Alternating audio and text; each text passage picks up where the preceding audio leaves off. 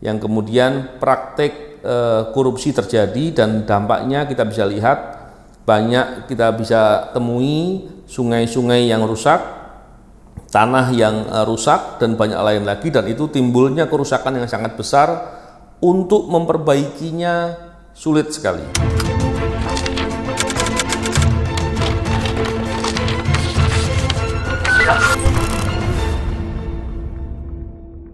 Bismillahirrahmanirrahim. Assalamualaikum warahmatullahi wabarakatuh.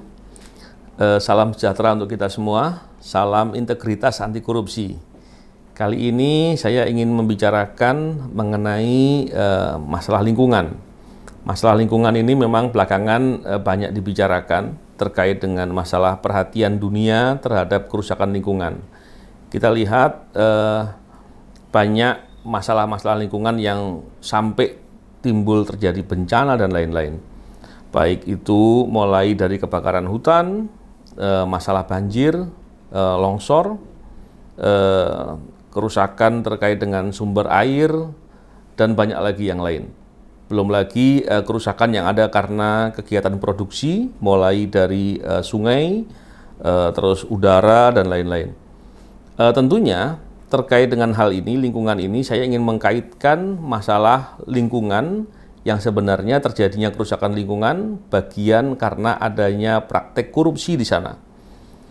Dalam hal ini tentunya kita bisa melihat dari dua perspektif ya. Yang pertama, masalah eksploitasi sumber daya alam. Eksploitasi sumber daya alam memang diperlukan karena seperti apapun dengan adanya pemanfaatan sumber daya alam, kita diharapkan bisa meningkatkan kesejahteraan dan kemakmuran. Tapi tentunya resiko dari pemanfaatan sumber daya alam, eksploitasi dalam hal ini, yang dilakukan dengan cara yang berlebihan, cara yang salah, itu juga bisa berdampak terhadap kerusakan lingkungan. Oleh karena itu, negara sebenarnya telah melakukan upaya untuk membuat pengaturan sedemikian rupa agar eksploitasi dilakukan dengan tahapan yang benar, dan tentunya ada analisis dampak lingkungan di sana. Dua hal tadi dilakukan tentunya untuk menjaga agar tidak terjadi kerusakan lingkungan. Walaupun apabila ada kerusakan lingkungan bisa diatasi atau diperbaiki. Memang hal ini tentu kurang menyenangkan apabila pengusaha yang serakah kemudian punya pandangan ingin mendapatkan keuntungan yang besar-besarnya, sebesar-besarnya dengan membuat pengeluaran yang sekecil-kecilnya. Tentu apabila dilakukan eksploitasi yang bertahap, dampaknya adalah keuntungannya juga nggak bisa langsung besar sekali gitu. Begitu juga dengan apabila kewajiban-kewajiban terkait dengan analisis dampak lingkungan membuat pengusaha harus mempunyai mengeluarkan biaya lebih karena harus melakukan antisipasi atas dampak lingkungan tersebut. Praktek korupsinya adalah ketika pengaturan-pengaturan tersebut dilewati dan orang-orang atau pejabat-pejabat yang punya kewajiban untuk membuat pengaturan dan tata kelola kemudian berkompromi, berkong kali kong, baik dengan menerima suap atau kemudian ada kesepakatan lainnya yang itu justru kemudian menimbulkan kerugian bagi kepentingan negara. Dalam hal ini tentunya akibat dari tatanan yang harusnya dilalui tapi tidak dilalui, maka dampak lingkungannya terjadi. Maka terjadilah kerusakan alam di sana. Begitu juga dengan tadi terkait dengan masalah analisis dampak lingkungan yang harusnya dilakukan tetapi kemudian tidak dilakukan, dan tahapan-tahapan lain yang dilakukan agar kerusakan alam itu bisa dikurangi atau dijaga. Apabila itu kemudian dibiarkan, maka terjadinya kerusakan. Sedangkan aparatur penegak hukum yang harusnya melakukan pengawasan, apabila kemudian juga ikut disuap atau ikut berkompromi dalam hal ini dengan para pengusaha jahat, pengusaha yang serakah, maka kemudian dampak lingkungan itu terjadi. Tentunya kita sering mendengar tadi yang saya katakan di awal mengenai hutan yang rusak, terus kemudian kebakaran lahan karena ada praktek perkebunan yang menyalahi aturan, begitu juga dengan tambang-tambang dan banyak hal lain lagi. Itu semua terjadi tentunya karena tadi pejabat yang harusnya melakukan tata kelola melalaikan hal itu. Melalaikan itu, kenapa dia melalaikan? Karena dia tentunya telah menerima sesuatu dari pengusaha, atau kemudian ada kepentingan, ada konflik of interest karena dia juga punya saham barangkali di perusahaan yang melakukan eksploitasi.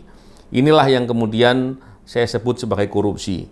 Dampaknya kita bisa lihat betapa kerusakan itu tentunya akan membuat kerugian yang sangat besar, dan untuk memperbaikinya butuh waktu yang sangat lama dan biaya yang sangat besar. Ini kita bisa melihat betapa jahatnya pelaku-pelaku kejahatan korupsi yang kemudian membiarkan atau melalaikan tanggung jawabnya, atau justru malah mengkhianati amanat yang diberikan kepada dirinya, dan itu kemudian menimbulkan kerugian yang besar bagi lingkungan dan pada dasarnya akan kembali kepada masyarakat atau kepada kita semua. Begitu juga dengan produksi. Kita bisa lihat pada dasarnya produksi, setiap produksi besar terutama itu akan menghasilkan limbah. Limbah harusnya dikelola, dibuat sedemikian rupa agar ketika dibuang ke alam itu kemudian sudah ramah dengan alam, sudah tidak membuat kerusakan. Proses pengolahan itu tentunya menimbulkan biaya yang besar, dan barangkali ketika seorang pengusaha yang jahat, yang serakah, hanya mementingkan mencari untung saja, dia akan tidak peduli dengan masalah itu, dan kemudian untuk menghindari kos yang lebih besar atau biaya yang lebih besar untuk pengolahan tadi, maka dibuang begitu saja. Tentunya itu tidak mungkin bisa terjadi kalau aparatur yang melakukan tata kelola dan pengawasan kemudian melakukan tugasnya dengan benar. Kalau itu bisa terjadi, artinya besar kemungkinan pengusaha yang jahat tadi juga telah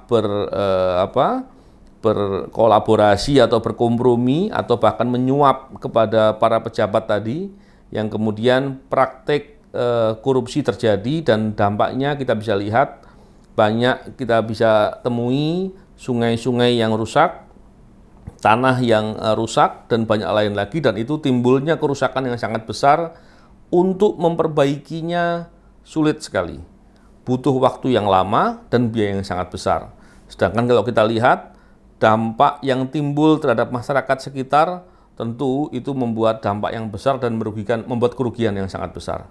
Bayangkan kalau kita ukur saja orang yang atau pengusaha yang memberikan suap kepada kepada aparatur atau kepada penegak hukum, nilai suapnya berapa? Barangkali nggak seberapa dibanding dengan kerugian yang ditimbulkan.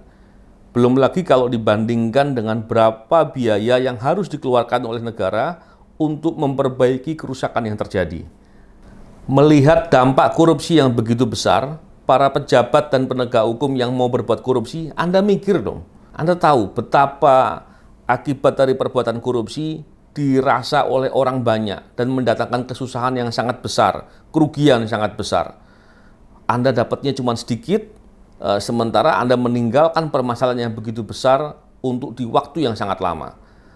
Inilah karakteristik korupsi. Korupsi terjadi karena suatu keserakahan dan kemudian dampaknya luar biasa.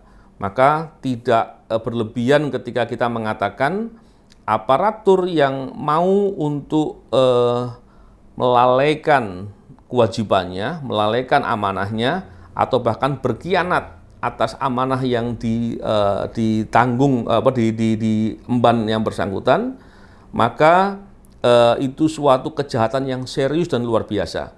Maka ketika kita katakan bahwa korupsi atau penerimaan suap, kalau kita hanya melihat dari perspektif yang kecil, maka seolah-olah ya itu lumrah atau apapun, dan akhirnya kita menganggap atau membiarkan hal itu atau memaklumi.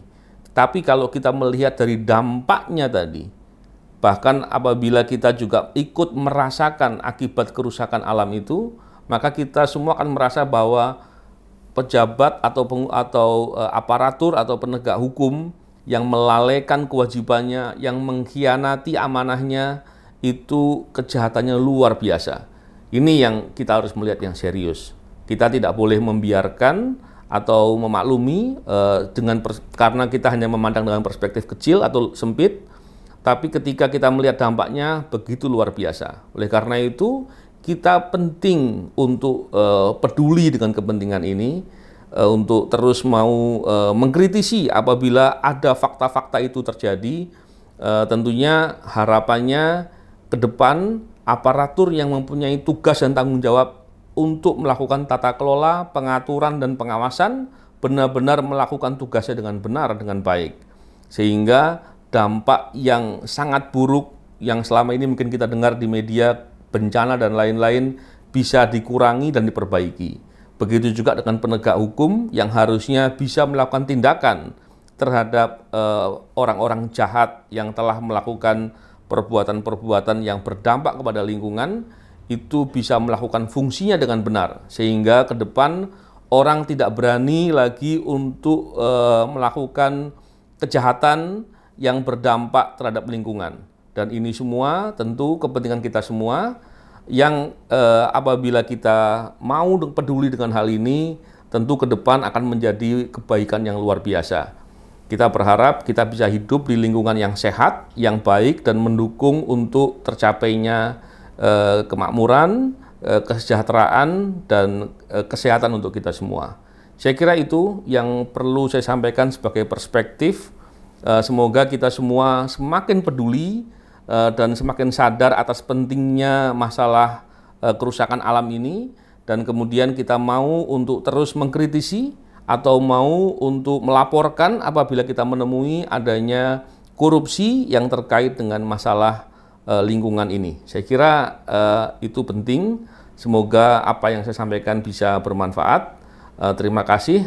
Salam integritas anti korupsi.